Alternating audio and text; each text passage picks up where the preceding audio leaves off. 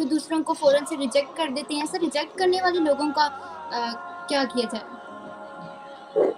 دیکھیں کسی بھی انسان کی صفحہ جو عزت نفس ہوتی ہے نا، جو عزت نفس ہوتی ہے کسی بھی انسان، وہ سب سے جی سر. زیادہ اس کو ٹھیس تک پہنچتی ہے جب اس کو کوئی دوسرا انسان ریجیکٹ کرتا ہے. جی انسان سر. کی عزت نفس جو ہوتی ہے نا، وہ سب سے زیادہ ڈسٹرب تب ہوتی ہے جب اس کو کوئی ریجیکٹ کر دیتا ہے. وہ یہ چیز اس کا دماغ ایکسیپٹ ہی نہیں کرتا، اس کا شعور یہ چیز ایکسیپٹ ہی نہیں کرتا کہ کسی نے اس کی ذات کی نفی کر دی، کسی نے اس کو جی سر. ریجیکٹ کر دیا. تو انسان کا دماغ یہ چیز ایکسیپٹ نہیں کرتا. جس کو آپ ریجیکٹ کرتے ہو نا، وہ انسان ذہنی مریض بھی بن سکتا ہے، وہ خود کو نقصان بھی جی پہنچا سر. سکتا ہے، وہ کسی اور کو بھی نقصان پہنچا سکتا ہے.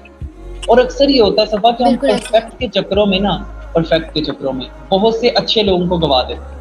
ہم خود پرفیکٹ بننے کے چکر میں نا، یا پرفیکٹ ڈھونڈنے کے چکر میں بڑے اچھے لوگوں کو گوا دیتے ہیں. اور ہمیں پتہ تب لگتا ہے جب زندگی کی تلخیوں کا سامنا ہوتا ہے، ہمیں پتہ لگتا ہے کہ ہم نے کتنے اچھے جی لوگوں سر. کو جو ہے وہ گوا دیا اپنی زندگی سے. اور ایک چیز یہاں پہ میں ایڈ کروں گا جی کہ حضور اکرم صلی اللہ علیہ وسلم کے ذات کے علاوہ اس دنیا میں کوئی بھی مکمل نہیں، دنیا میں جو آیا مکمل نہیں ہو سکتا. جی سر. ٹھیک ہے نا، کسی نہ کسی میں کوئی نہ کوئی کمی ضرور رکھی گئی ہے. اور اگر آپ کو پرفیکٹ کی تلاش ہے، میں آپ کو ایک چیز بتاؤں، دیکھیں کمی آپ کے اندر بھی ہے.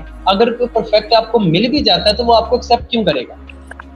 وہ آپ کو ایکسیپٹ نہیں جی کرے گا. سر ایسا ہی ہے. تو ہر انسان میں خامی اور خوبی رکھی گئی ہے. اور جو یہ لوگ ریجیکٹ کرتے ہیں، میں نے بیشتر لوگوں کو دیکھا ہے، بیشتر نہیں زیادہ تر لوگوں کو دیکھا ہے کہ جو ایک ایج میں ایک عہدے پہ بیٹھ کے کسی کو ریجیکٹ کر دیتے تو یہ دنیا جو ہے یہ مقافاتی عمل ہے. تو یہ ان کے سامنے کبھی نہ کبھی جی کسی نہ سر. کسی ادوار میں ضرور آتی ہے.